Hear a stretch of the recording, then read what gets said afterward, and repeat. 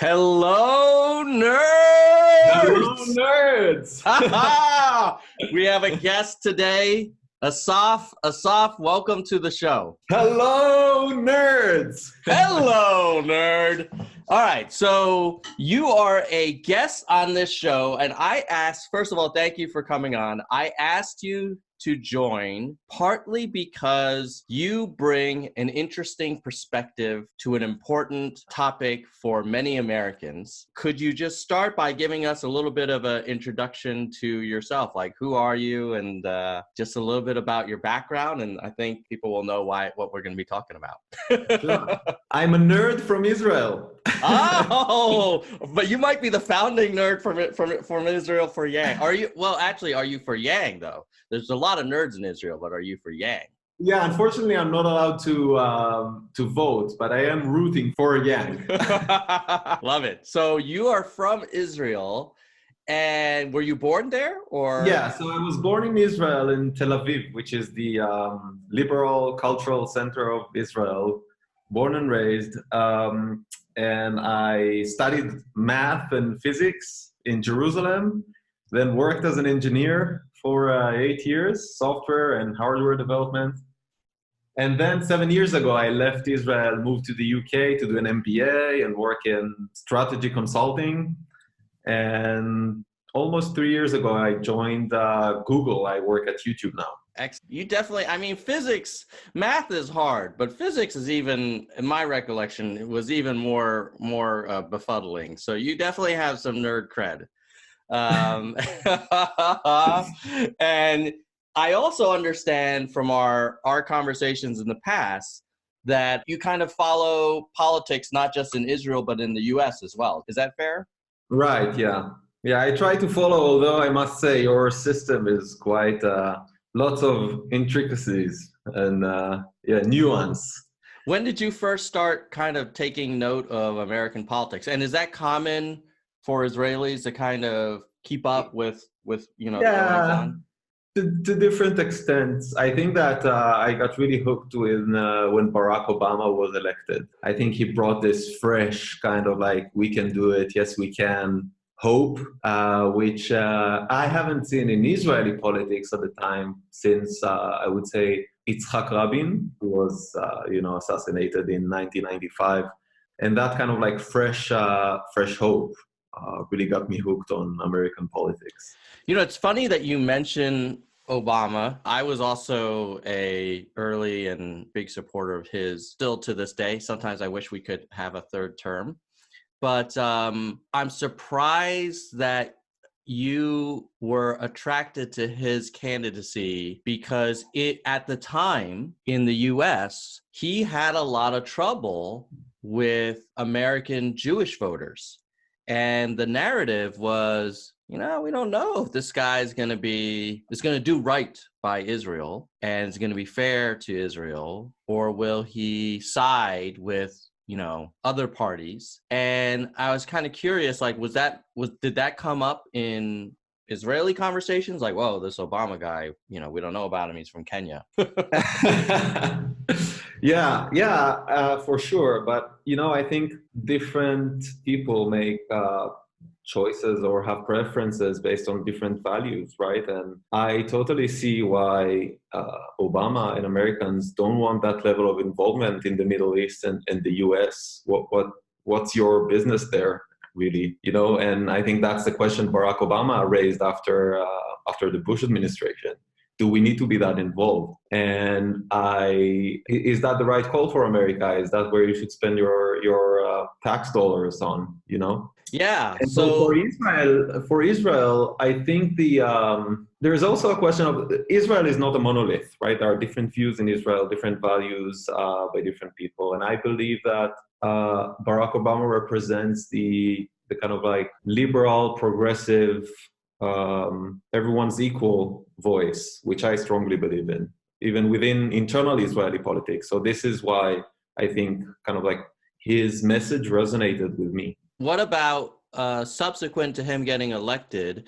So I actually was at an event yesterday, and I was chatting with a person who is not an Israeli citizen, but she's of Jewish origins and owns property in Israel, goes to Israel a lot, actually raises a lot of money for Israeli nonprofits and things like that. And so, if you talk to me for 5 minutes, at some point, I'm going to bring up politics. So I said, "Oh, you're active in Israeli affairs," and I said, "What's your view on the current election in the U.S.?" And I also said, "Do you feel like Trump has been good or bad for Israel?" And I said, because I'm not a big fan of President Trump, and I have a lot of concerns. And she said, "Well, Obama wasn't great for Israel. Like, he didn't really go out of his way." And I was curious what your view is on that. Like, so of course, like when you saw the hope and change and this young kind of optimistic, smart guy, you identified with that, or that resonated with you. But then what about after he got into the White House and policy started rolling out, or action or inaction? Like, how did you take that? Yeah, I think Israel should look at its own internal affairs and also foreign policy before it goes and relies on our ally, the US, right? I think, first of all, we need to find a path to fixing the situation in the Middle East and with the Palestinians specifically before we go and blame US for over or under involvement in the situation, right? So sure, people might say, there was like a lot of discussion and debate in Israel about, was the nuclear deal with Iran the right thing? Except for very few people. Not everyone has all the information about how severe is the situation there and what should be done to fix it. What's the best way forward? I think US has seen some unsuccessful military campaigns in the Middle East. So I can understand where he's coming from when he's trying to fix things without military force. But there are different views internally specifically about that topic. I was actually hoping at the time that Obama will get more involved in the Israeli-Palestinian topic. Right. That's like a bit of a disappointment that we, during the Obama administration, did not manage to get to an agreement with the Palestinians. I don't remember reading about a lot of major sort of overtures, at least publicly. Who knows, maybe behind the scenes they were trying, but it didn't seem like on the top 3 list for Obama. Right. Yeah. I think his top 3 list was get out of Iraq, get out of Afghanistan, healthcare. Those are probably the 3. Yeah. And they occupied a lot of his time and political capital.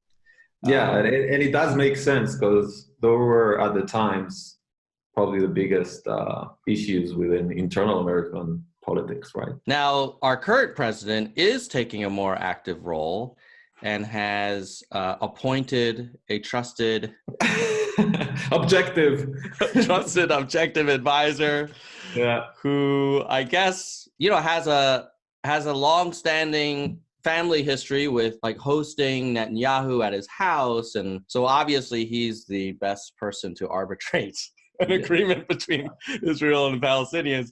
I was curious, like, what was your take? Were you like, oh, great, like at least the Trump administration is doing something, and they definitely didn't appoint someone who would be anti-Israel? I think unless we get a true kind of like credible arbitrary who can actually, negotiate and get both sides into the negotiation table, we won't see a deal. This has been going on for a long while, and we need to pull both sides in the table. And if one side doesn't believe there's an objective arbiter, then that won't happen. So I'm not very optimistic that this deal of the century is going to materialize into, a long-lasting peace agreement, unfortunately. I have a friend who is also Israeli, and whenever I discuss this with him, he says, you Americans, you think every problem has a solution. What you don't understand is that in the world, there are some problems that will never have a solution, and there is no deal. There will never be a deal. If there is a deal, it will be broken the day after. And we just need to acknowledge that this is a new normal. There will be a permanent war, silent war between these two parties, and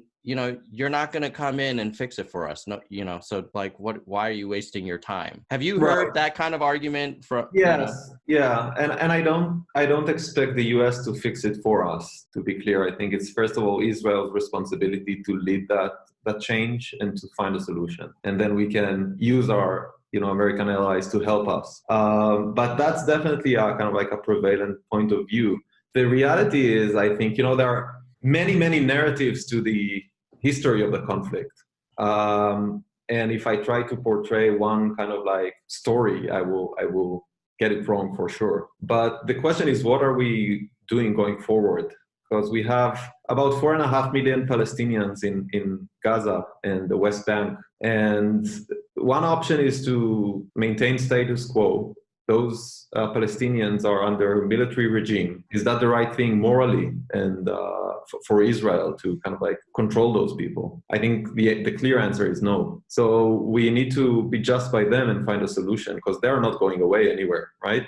Those people will not disappear. And so I think you have two options. One is the two-state solution, which is the one I believe in. And many Israelis believe in that solution. I think actually I would hazard a guess to say majority of Jewish Israelis believe in this solution still. Because the alternative is a one-state solution where you take those 4.5 million Palestinians, and together with the 2 million Arab Israelis that you have in Israel, you end up with about the same number of Israelis and Arabs in Israel under one state. And then what kind of state do you want to have? If you want to have an equal democratic state, it cannot be a Jewish state, in the sense that you lose your Jewish majority. And that goes into a separate conversation of whether it's right or wrong. It's a philosophy of nations and why should nations have their own countries, right? But that's one outcome. The other outcome is you run an apartheid country where 4.5 million Palestinians who are not citizens don't get the right to vote. And I think no one wants that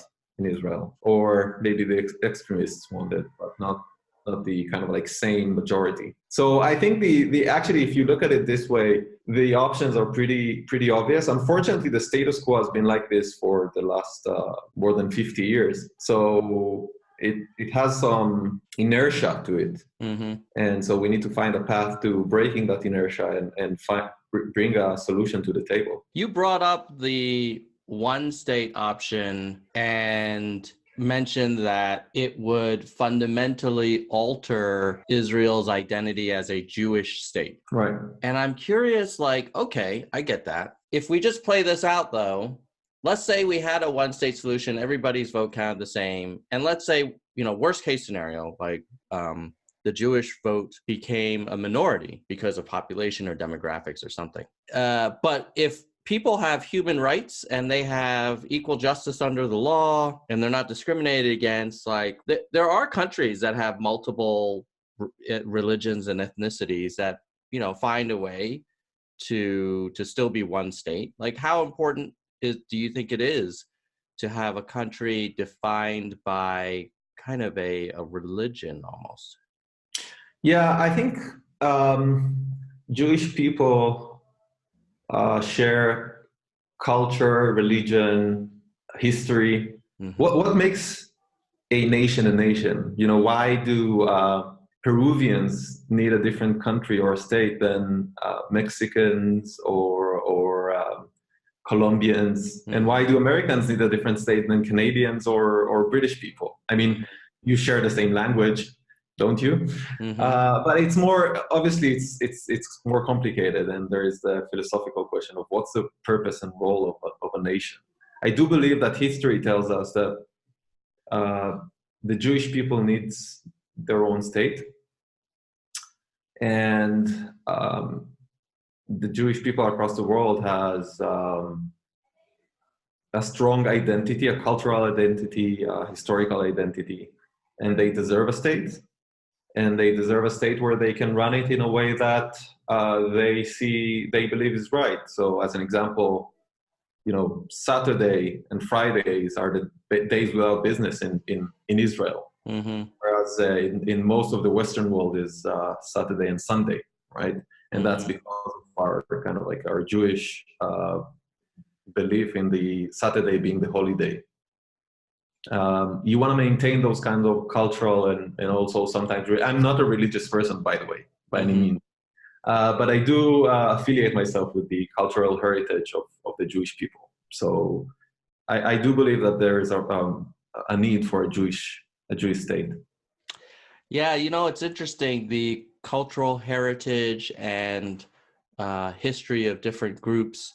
I had dinner yesterday with another friend who is of Pakistani origins, and he's a practicing Muslim. And he and I were talking about Sunni versus Shia. And I was like, so walk me through the difference between the two. And it was like very nuanced, the difference. And then we ended up talking about Jerusalem and also like the Quran and the Bible and the Torah. And we're just like, there was so much overlap between these Yeah. groups.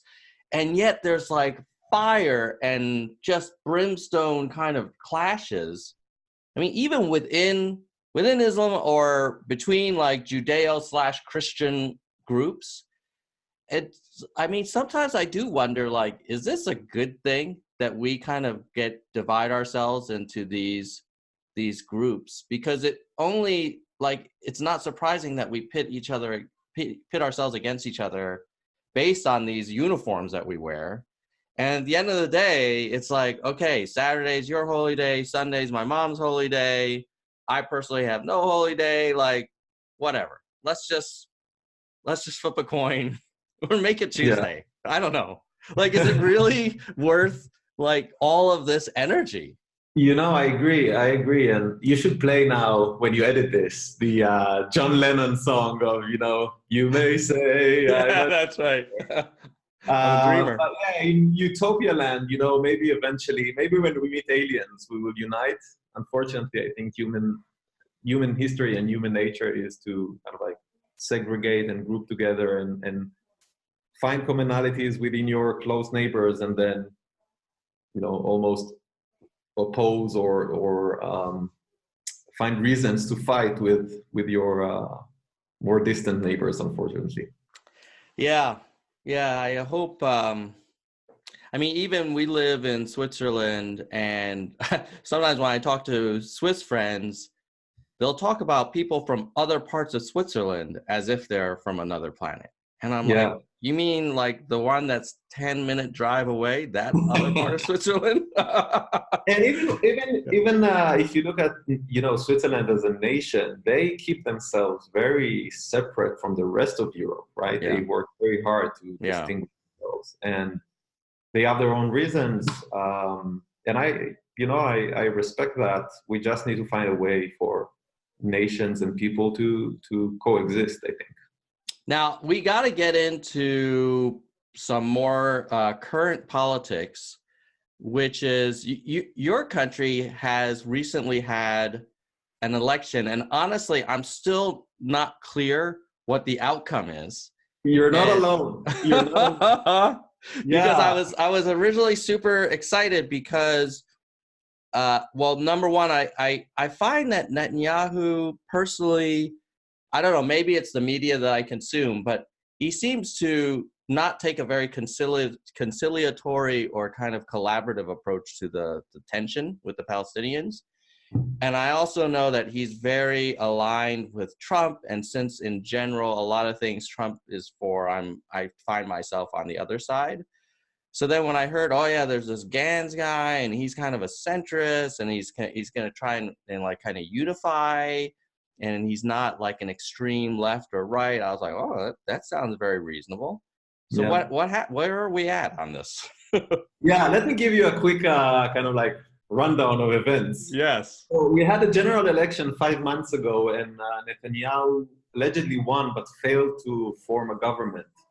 So to prevent the president who gives the kind of like appoints the prime minister, prevents the president from giving Gantz the opportunity, the second biggest party at the time, Netanyahu called for a hasty second election. It's the first time it happened in Israel history. And so second election 5 months later, it just happened last Tuesday on September 19th. We were thinking of having this interview last weekend before the elections. I told you, hold on, Tom, let's have it after the election because then the results will be clear. Yeah, and we'll be able to unpack the results. The reality is no one knows what's going on, right? So, yeah, so Netanyahu took a bet, and the bet did not play out well for him. He was hoping for lower voting rates and kind of like the more strongly ingrained base to show up and vote, but the indifferent ones to not go and vote. And so the reality was exactly the opposite, I think. And Netanyahu lost power in the last elections. It's a slightly different system than in the US. Every citizen has one vote. It's not like, Young says that in Iowa, one Iowan is worth 1,000 Californians, right? So yeah. in Israel, every vote counts the same. And it's an extremely fragmented political landscape. So you vote for a party, and the biggest party typically tries to form a government with a coalition. And because the biggest party does not have more than 50% of the country's support. Is that why they have to form a coalition? Yes. So the two biggest parties in this election, the last elections, the biggest one is Blue and White. It's Gantz's party with 33 seats out of 120 seats in parliament. So just over 25%. The second biggest is Netanyahu's Likud party, which got 31 seats. So less than the previous election, and now is actually the second biggest party in Israel, Netanyahu. But the question is, who can form a coalition? So you need to group with other parties and form a coalition of more than 61 seats in parliament in order to form the government. And none of the side, neither Gantz nor Netanyahu have 61 supporting seats in parliament right now.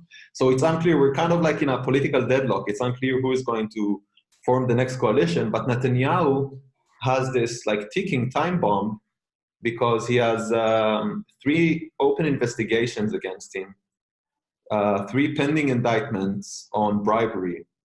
And we're likely to see the charges being filed in December.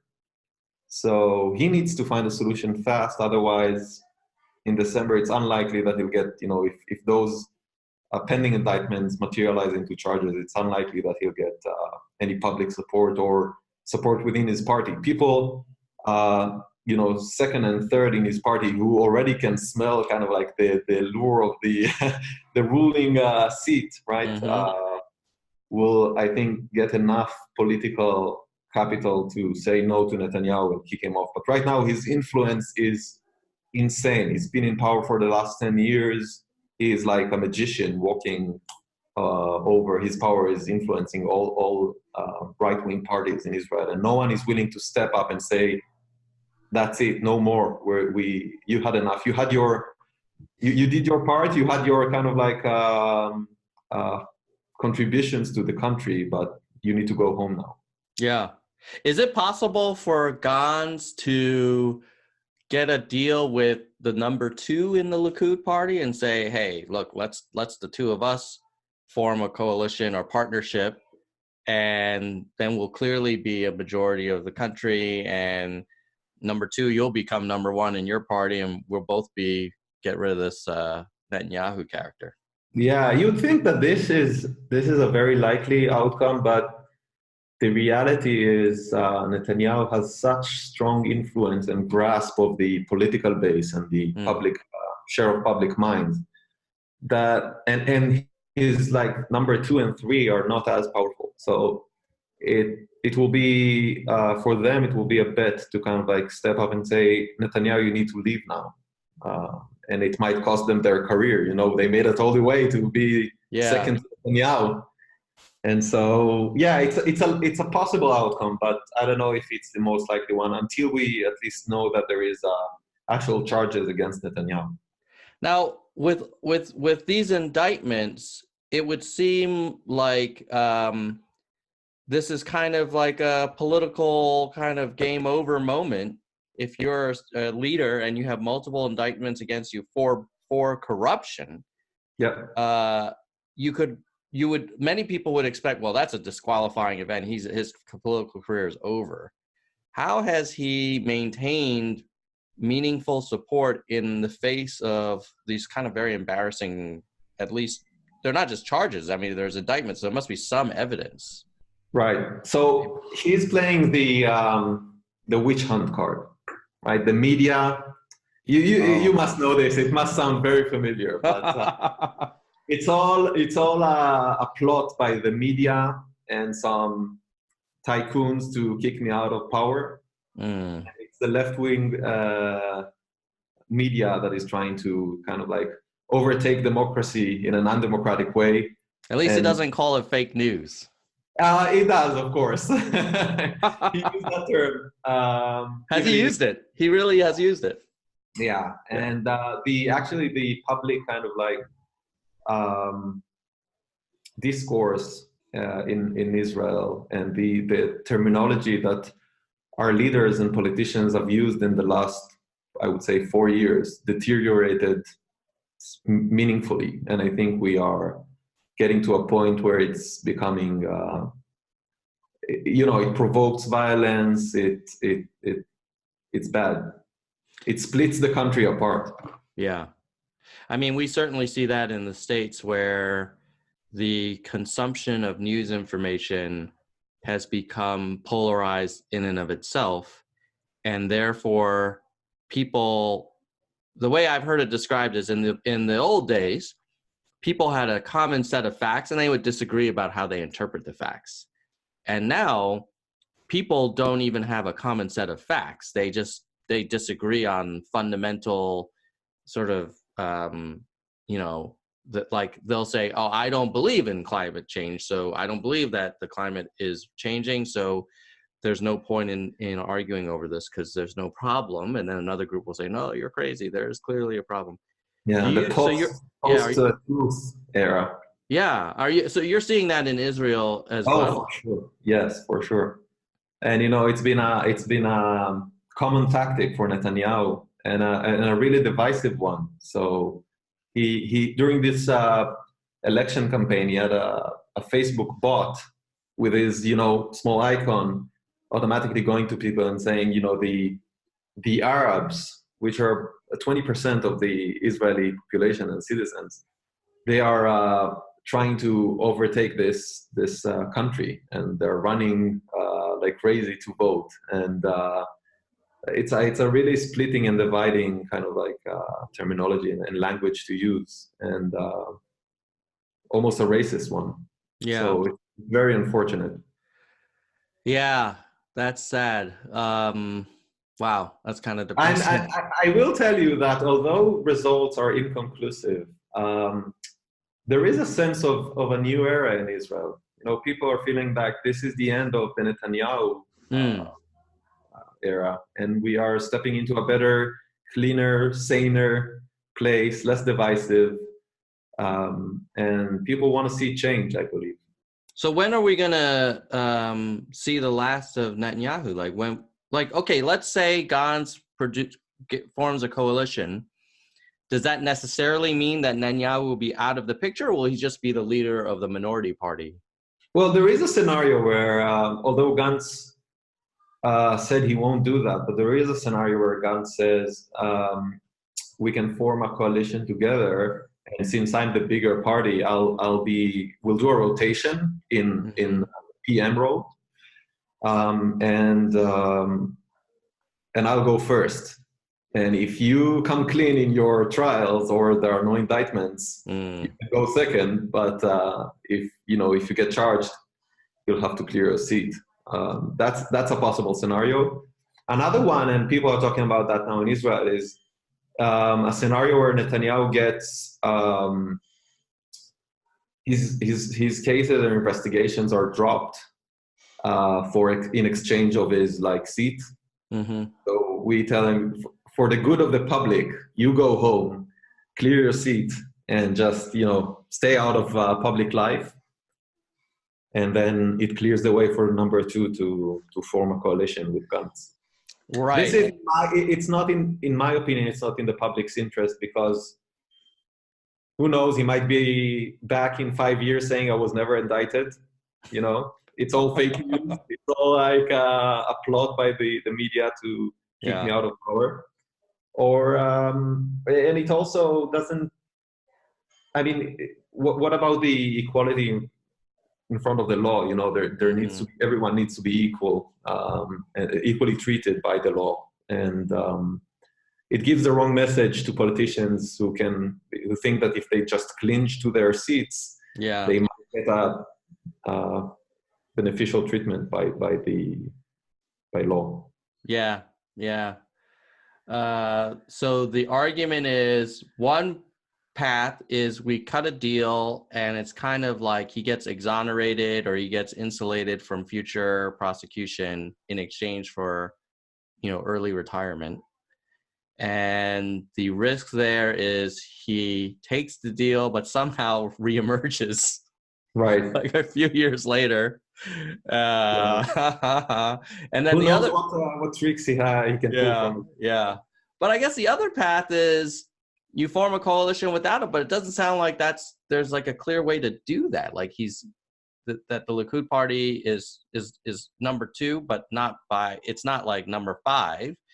And his successor isn't strong enough to kick him out of the party. So he's got a pretty strong negotiating position, doesn't he? Like he could just create a lot of. Yeah, I think his biggest point right now is the deadlock and the fact that if everyone just sticks to their position, we'll Yeah. probably end up in the third elections, and no one wants that. And so no one wants that. So I think that, and the public will kind of like, you'll see some public pressure to prevent that from the different parties. So I think we'll get out of this deadlock eventually somehow. My hope is that number two steps up and gets support from at least part of the Likud party, and they kind of like they can split and join, blue and Yeah. white and form a coalition this way. But who knows? We'll see. Yeah. How strong is the number two? Is he like your version of Mitt Romney, like this kind of lone wolf in the party that's not nearly as popular as the current leader of the party, or is he pretty strong? No, I think number two and three, up to number five, are solid candidates. Mm-hmm. But they all, because of Netanyahu's influence, they all kind of like show a united front and support for their leader. And so the minute one of them steps up and says, I wanna replace Netanyahu, I'm sure we'll actually see a lot of internal competition internally within the Likud party on who should take his place. One of the things that Trump does is if a Republican criticizes him, he will retaliate and basically get that Republican's base to turn on him, and then creates this deterrent. So it's like, well, if you speak against the president, you might lose your position and you get primaried. Is there something similar where Netanyahu? Yeah, go ahead. Where Netanyahu can say, "Hey, the people are with me. If you're expendable, if I tell them that they'll, your seat's up for grabs." There's a long list of Netanyahu ex kind of like cronies and people who work for him who did something wrong by him and are now out of job. And so that's a very common practice in the Likud party and by Netanyahu. Some of them even turned into state witnesses in some of the investigations. So it is, it's a messy story. But Netanyahu has a very kind of a cutthroat way of managing his party, and we see many ex-politicians and related people that are now out of job because they even without taking any public action, if Netanyahu thinks that you're colluding behind his back or trying to plot something, you'll be kicked out. Wow. Yeah, he sounds like he rules with an iron fist. And he also controls the biggest newspaper in Israel. It's a free newspaper that is handed. What do you mean he controls a newspaper? So the newspaper is funded by a relative or a person who wants a tycoon who wants the good of Netanyahu. Oh. And so he controls the public mind by this newspaper. So it's very easy for Netanyahu to say, this politician is trying to plot like this. The headline the next day gives Netanyahu the kind of like justification to kick them out. So it's a little bit like the Fox News Trump kind of alliance. It is. I definitely see many similarities and parallels between Israeli politics and the relationship between politics and media in Israel and the US. Yeah.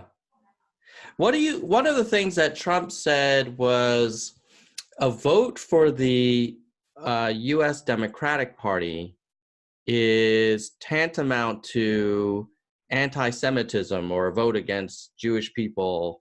And it's, basically like turning our back on, one of our historic allies that, we have a long-standing relationship and almost like a moral obligation to partner with.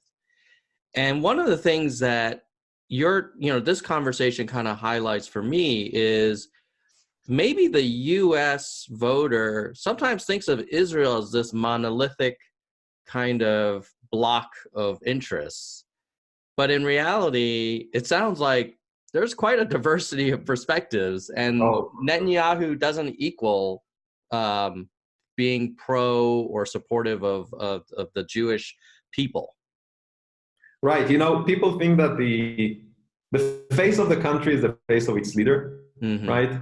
So the same way that Americans or America is not Trump, Israel is not Netanyahu, and actually the political landscape in Israel is way more fragmented than the US. Like you have a bipartisan system. We have 10 maybe 10 parties in our parliament. We have a party representing the Arab public, and until recently it was actually 3 different parties. We have 2 different ultra-Orthodox Jewish parties. We have extreme left and middle, like center left parties, and we have right-wing parties. And so you have all spectrum of opinions. So Israel is definitely not a monolith. And by the way, I also believe that the Jewish voice in America is not a monolith. Like what Trump's claims to represent or to understand what's right for the American Jews is probably wrong. I have a relative, my grandfather's cousin. She's Jewish. She lives in New York, and she's a Democrat. She has been all her life. And I know many people who are Jews and Democrats in America. And so there isn't a monolithic kind of like point of view, or this is the Jewish people, that's the way we think, and that's the way to do. Yeah. So by the way, Bill Clinton was a Democratic president, and he was one of Israel's biggest fans and friends, right? So yeah, even through history, it's not like only the Republicans supported Israel. It's just not true.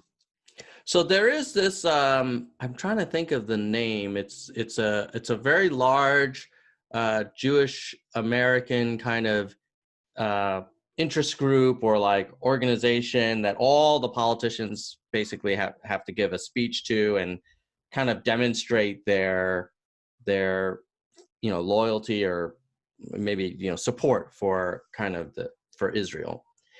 And if I were to take that point of view, let me just play devil's advocate. I could argue like, hey, Israel's one of the few, maybe only democracies in the region.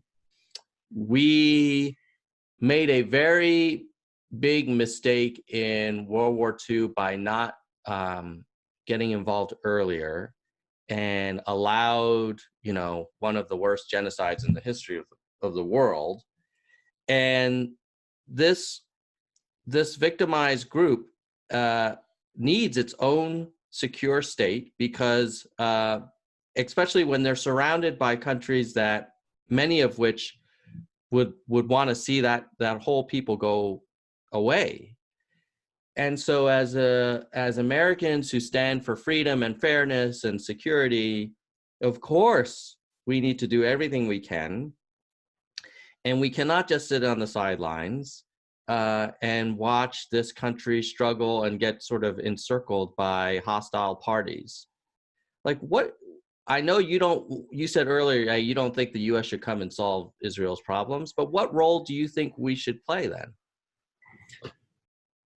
Let's make believe that Yang is the elected president in 2020. I love that. Okay, I like where this is going.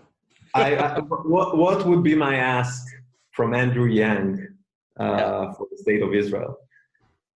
And my biggest ask, and I think the biggest issue right now in Israel, although I must say it's not the biggest topic in internal politics, is the Palestinian problem. It used to be kind of like the number one topic for politicians, and the platform would be the how do we solve the Palestinian Israeli problem or conflict.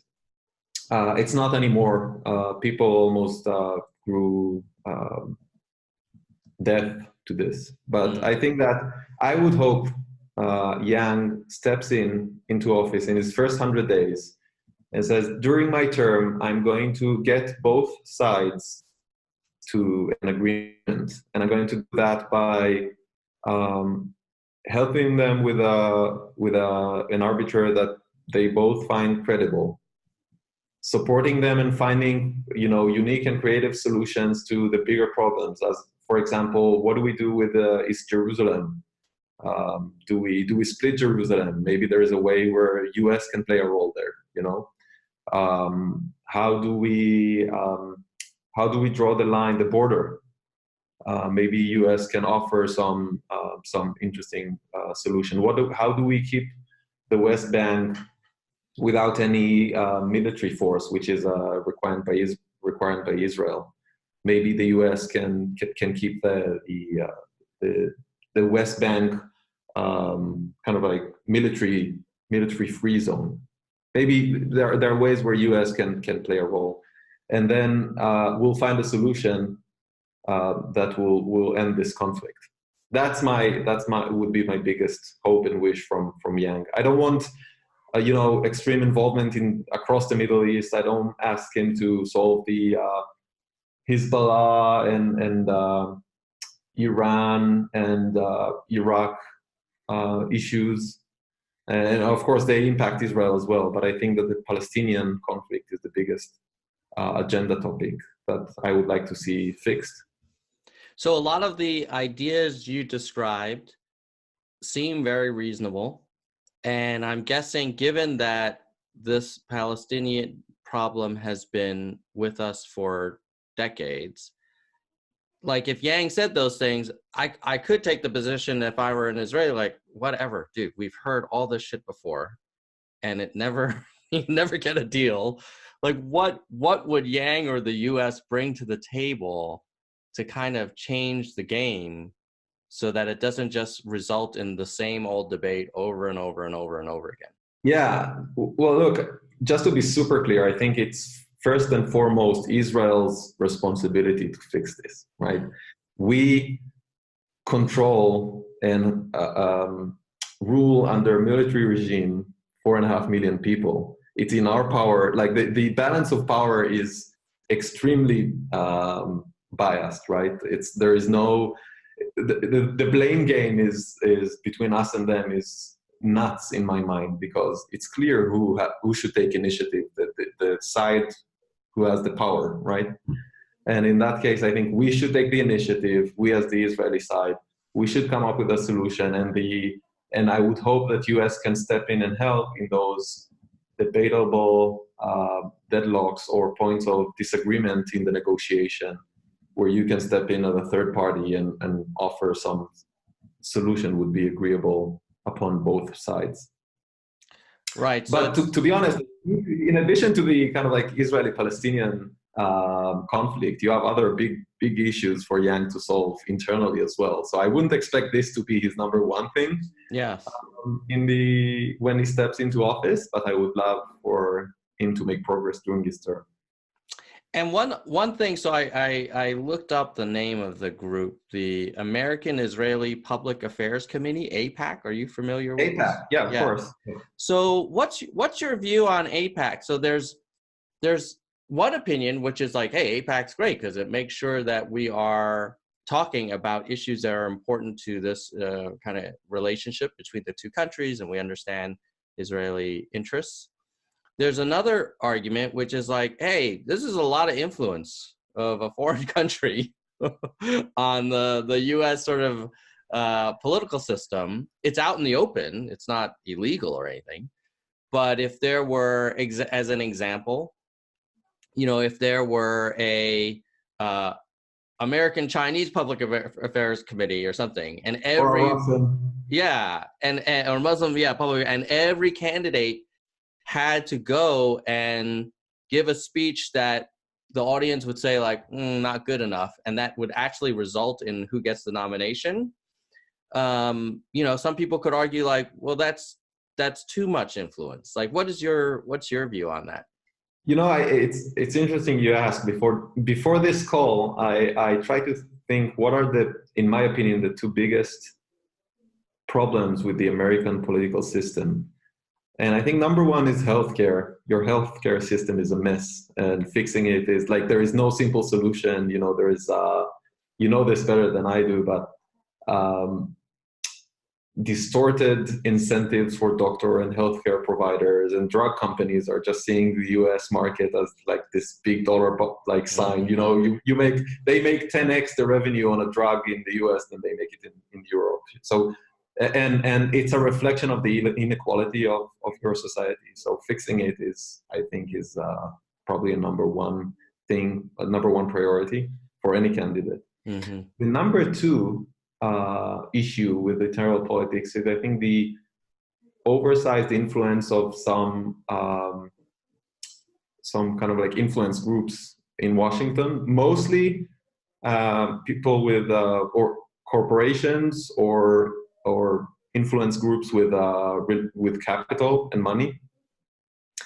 And I think it reflects on and impacts the citizens.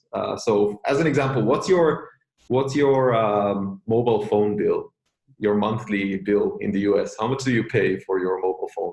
I think when I was in Seattle, I would pay like 70 or 80 bucks a month, something Right. like that. Yeah. So that's about 7 times more than what you would pay in most European countries and in Israel. And I think it's a reflection of how distorted and disproportionate power and lobbying some of those, industries have in Washington. And it's probably true for the Jewish lobbying as well. And I can completely see how some people might say, why is there such oversized influence of Jews in Washington or in the US? It's a tough one. It's a tough one.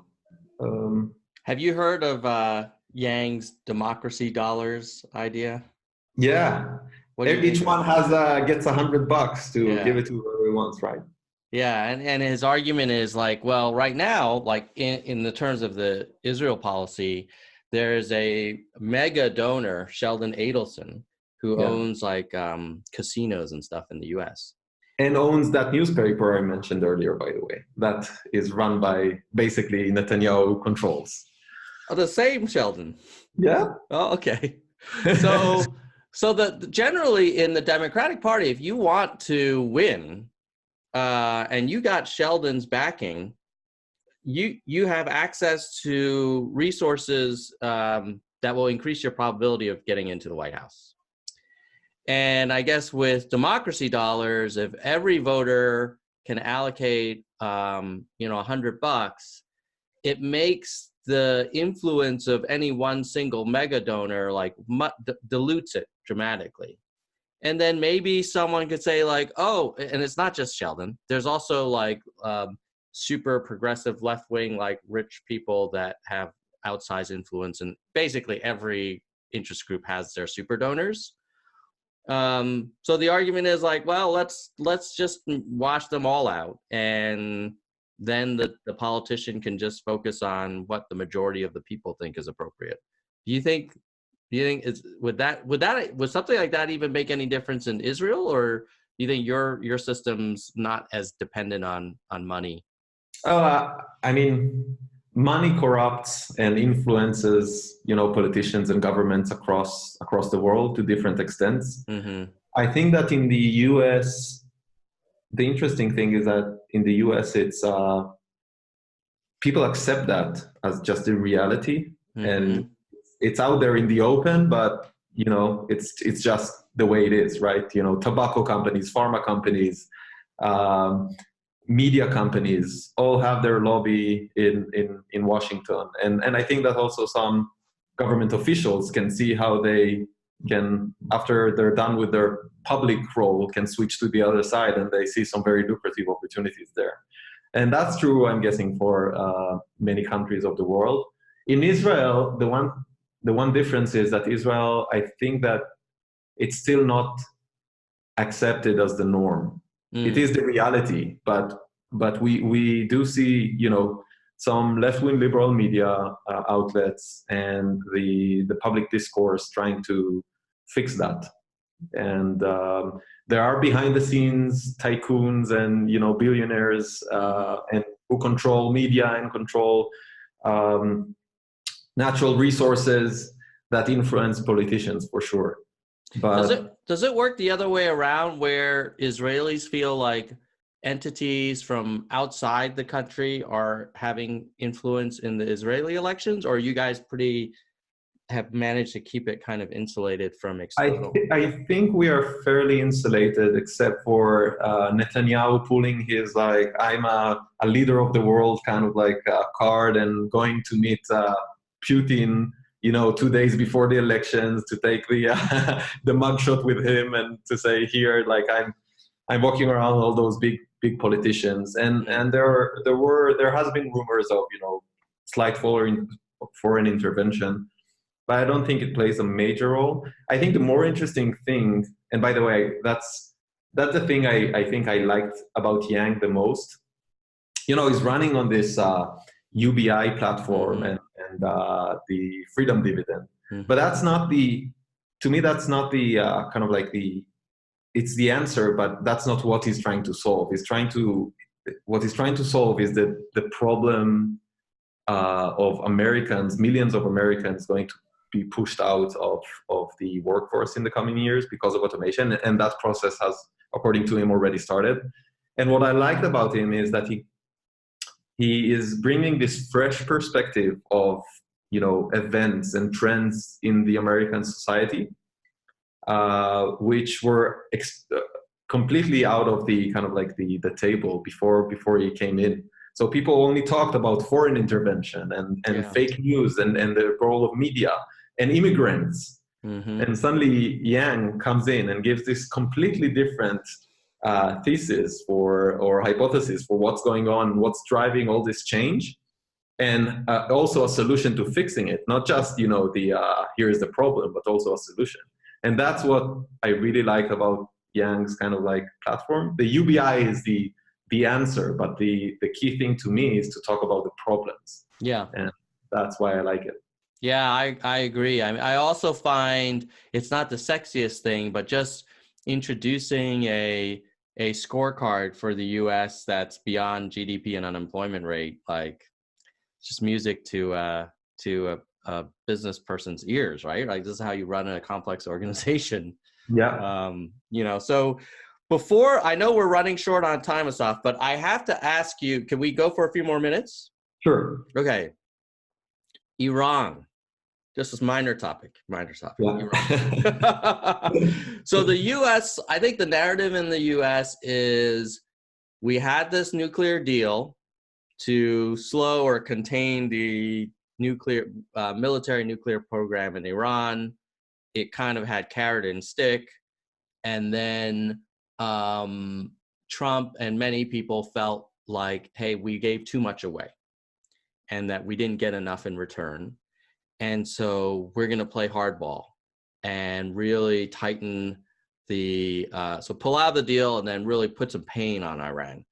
to force them back to the negotiating table to give us a better deal than Obama could get. And now I look at it and it seems like we've backed them into a corner and they don't seem eager to negotiate, at least not yet, after a couple years of pulling out of the deal now. So what's your take from an Israeli point of view? Because they're potentially a very dangerous neighbor for your country. Right. Look, I think that the Iran case is not a question of are we getting enough in return, because it's a binary topic, right? The goal is to ensure that they don't get to a military grade, nuclear capabilities, right? They don't have a nuclear weapon, basically. That's the objective. And then what do we give them? So one alternative of reaching that goal is to start a military campaign. The other is try to get there by diplomatic means, offering them a deal, giving them some incentives. And I think it's in the interest of the world to prevent this extremist regime from getting a nuclear weapon. That's for sure. I think that Obama's deal probably didn't have enough to ensure that never happens. Mm-hmm. But what do we do now? I think there is still a path to ensuring that while avoiding a military conflict. But I don't know exactly how we can get there. I think that they feel so isolated and so kind of like pushed, as you said, pushed into a corner, that maybe anything we offer them at this point, anything realistic, will be rejected. And so I'm still hopeful, for the sake of Israel and the world, that we don't go into war with them, and that they don't end up with a nuclear weapon. But yeah. Yeah. So I take a more pessimistic view on these things, and I'm curious to hear how you would respond. So my argument would be that humankind will always access new and more powerful technology, and no nation will, eventually all nations will have nuclear weapons if you play this out like 100 years or whatever. And I mean, there was a time when only like a handful of countries had nuclear weapons, and I was like, okay, great. It's just like the Soviet Union, the US, and China. Those days are over. Like this club, it keeps getting bigger despite all of our efforts to slow down proliferation. And so, like, why wouldn't we just take the position that, like, okay, they probably will get a nuclear weapon sooner or later.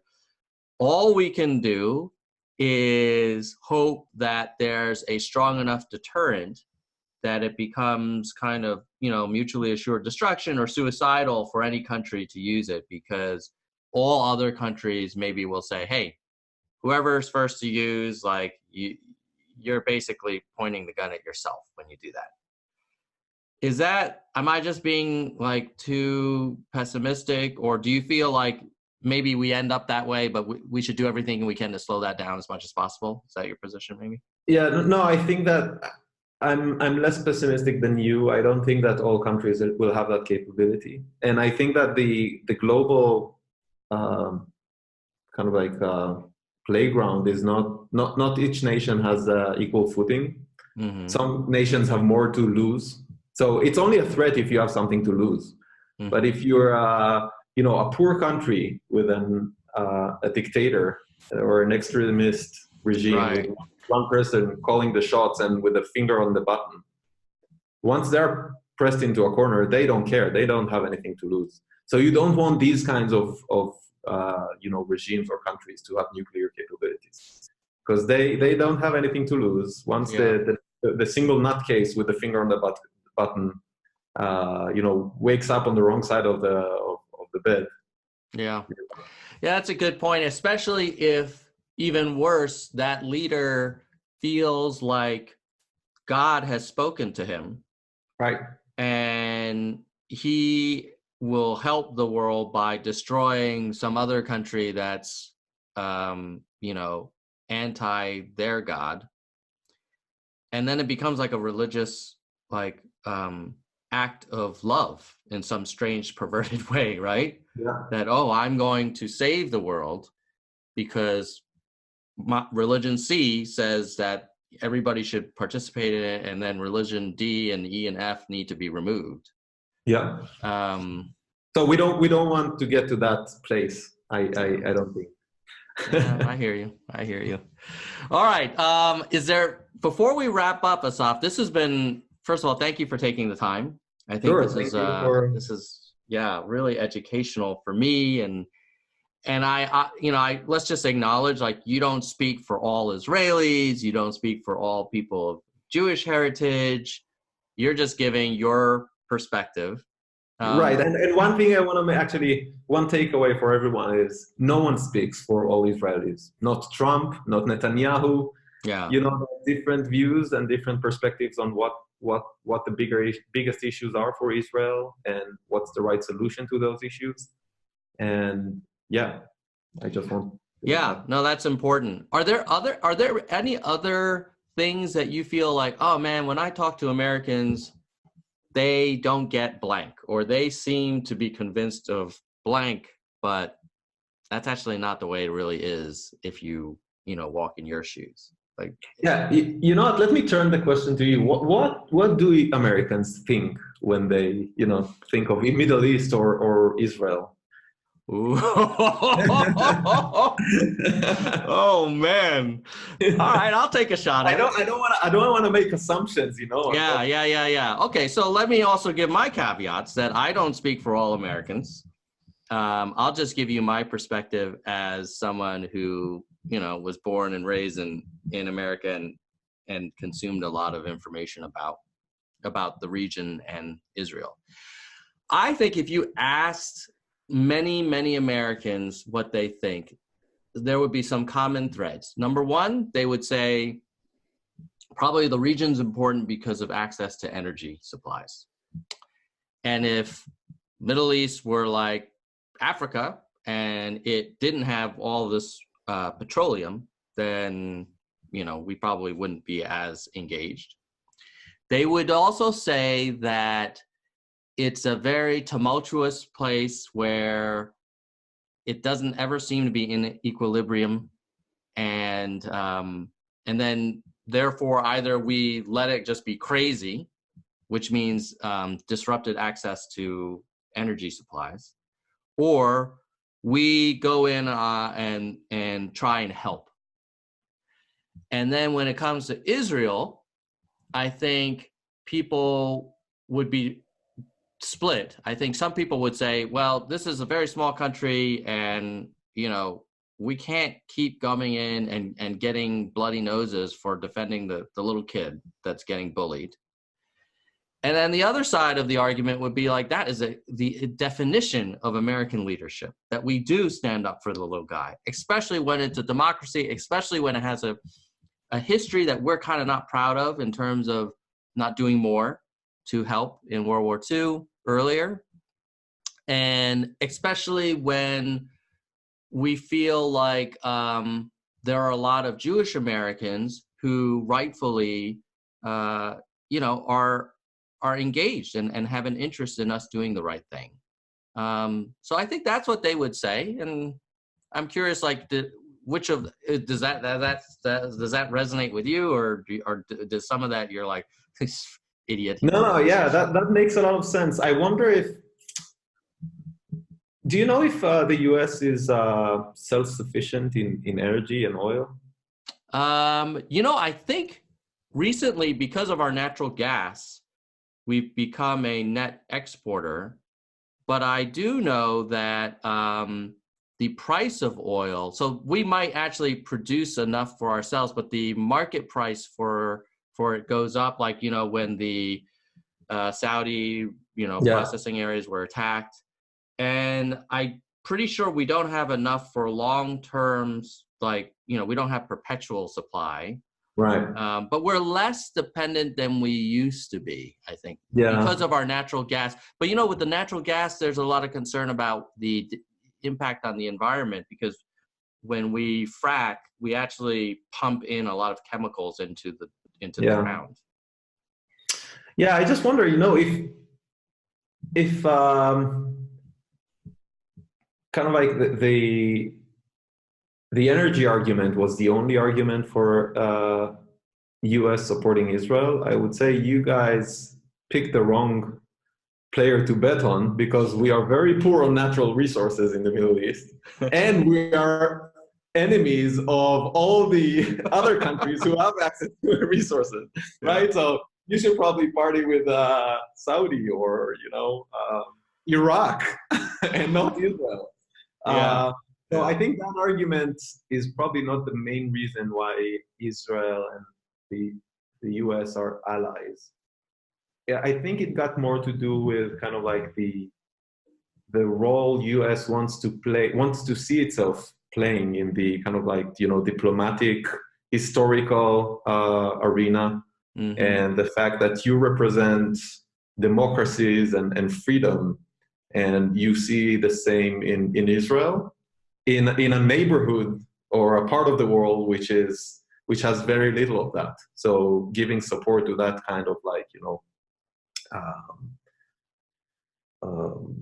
kind of like a set of beliefs is what you think is right, and I respect that greatly. And probably part of it is because of just the influence and power of the Jewish voice in the US. Yeah. There's also like a Cold War legacy where when the US and Soviet Union were competing for influence in the strategic region, I think Israel was the strongest US ally. Yeah. And so obviously I actually remember in a college international relations class, it was like in 1992, and I said to the professor, like, okay, so we're reading about the Middle East, and there's this book like From Beirut to Jerusalem or something like that, and I said, hey, well, I get why Israel was crucial during the Cold War, because it was one of the key allies in this very important region. Now the Cold War is over, so should the engagement level of the U.S. be different? Because it doesn't look like it's different. And it was an interesting conversation. Like, no, I don't think we ended up with like a clean answer, but there is, because it's this weird concoction of like, well, there's the interest in the region, there's the historical stuff, there's the Jewish voice, there's the being pro-democracy, so there, I don't know that we have one clean model for how we think about the region, and maybe that's why it's such a confounding discussion all the time. Yeah, but I think the core set of beliefs and morals and principles of all men are born equal. Everyone needs to have equal opportunity and the right to vote and the right for freedom is something I want to see more in the region and with Palestinians. And I think we can get, the US sharing those same values, we might be able to get some of your help. But first and foremost, it's Israel's responsibility to find a path to solving this. And I think all Israelis are grateful for the partnership and the support of the American people. And just live with with knowing that there isn't a single voice of Israel. Yeah. When you were watching what was happening in the U.S. under Obama, what was your view of America's leadership in the world? Obama had some kind of like misses and glitches. I think the biggest one was with the Syria conflict, Syria internal conflict, and he gave them an ultimatum and then did not. The red line. Yeah, the red line. And so in some sense, I think his desire to correct for America's involvement in Iraq and Afghanistan probably overcorrected. Mm-hmm. There are cases, like in the case of Syria, where people are being massacred with gas, where you need external intervention if you believe in the set of of values, you hold the same values and principles, and you are a wealthy nation that has the resources to to help fix the world and save innocent people from being massacred. Do people believe Trump's kind of like word? A word is a word more? Mm-hmm. Possibly, but is it because of his credibility or because people are not sure, what he's going to do next? Like he's an irrational player. Mm-hmm. I don't know what the reason behind it is. Maybe Obama was over rational and Predictable, right? yeah, predictable, over rational and predictable and sensible and responsible. Yes. And Trump is maybe kind of like a wild card. Yeah. And because of that, as a external country, you have to give more. You could argue like you have to give the U.S. a wider berth because you don't know what it's going to do. Whereas with Obama, maybe he was like a poker player who played super tight, and like if I re-raise on him, the odds are going to be too risky for him, and he'll probably fold unless he has the nuts. Right, exactly. Yeah. And maybe maybe it's a clever. Whereas Trump will go all in with the 2-7. Yeah, and maybe it's a good strategy. Let's see if it works. Over time. I don't know if Trump was really put to the test. I think now with Iran, possibly we'll get to a place where Iran is showing aggression against Saudi. I hope we won't get to a place where we need to test Trump on that in matters of life and death and war and military campaigns, but we might. So, well, we will. I guess we'll all be watching with great interest, and as much as I'm not a fan of Trump, I really hope he makes good choices for the country and for the world, because it's kind of fun to focus on the horse race, but decisions he makes, some of them cannot be undone, or they'll start a chain of reactions that will be with us long after he's gone, even if he gets reelected. Like they could have decades of impact, right? Yeah. And it's him and the people around him, I think. And I'm not sure. I know there is a lot of churn and turnover with the people around him, which is a bit concerning. Yeah, I think we're on our 4th national security advisor in like 2 years. So hopefully either he gets this is the right iteration of his team, or he's found a way to just have like a rotation program where he gets like a variety of perspectives and he doesn't get calcified. I don't know. Keeps everyone at the edge of their seats. And he constantly gets fresh ideas. I mean, that would be a kind of optimistic interpretation. All right, Assaf, I know it's the weekend. I appreciate you taking the time. Thank you so much for sharing your perspective.